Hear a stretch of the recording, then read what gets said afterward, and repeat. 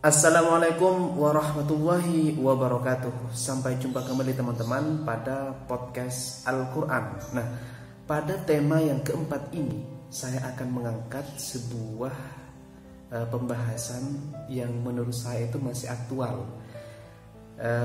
Temanya adalah tentang kegagalan HTI dalam menegakkan sistem khilafah di Indonesia.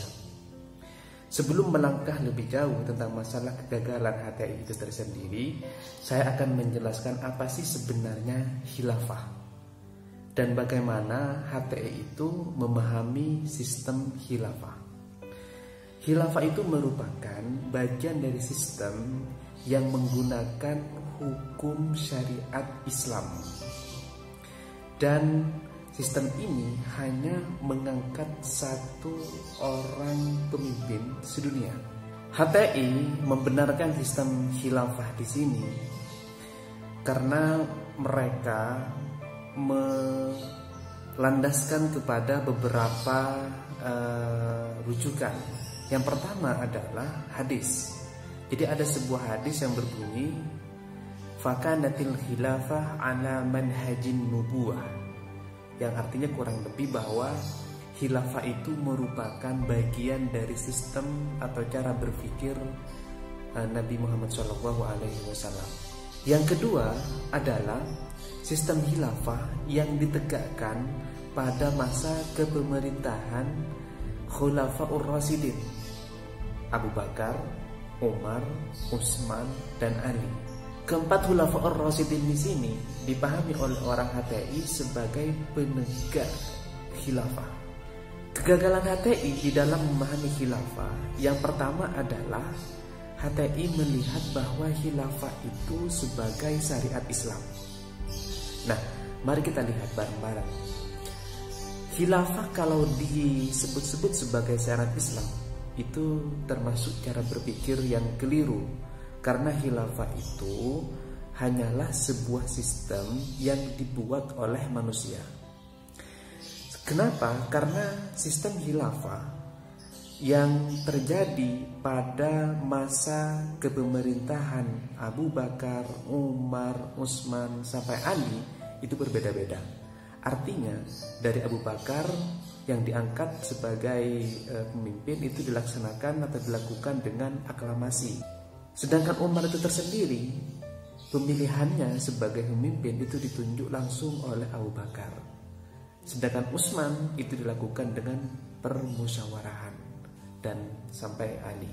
Nah, perbedaan sistem yang semacam ini tentunya ini dilakukan dengan melalui produk atau hasil ijtihad manusia. Alhasil, khilafah itu tentunya bukan bagian dari syariat Islam, tetapi khilafah itu merupakan produk manusia itu tersendiri. Itu termasuk hukum yang dibuat oleh manusia itu tersendiri. Jadi hati itu pada bagian yang pertama itu sudah gagal paham. Pada bagian yang kedua, HTI itu memahami bahwa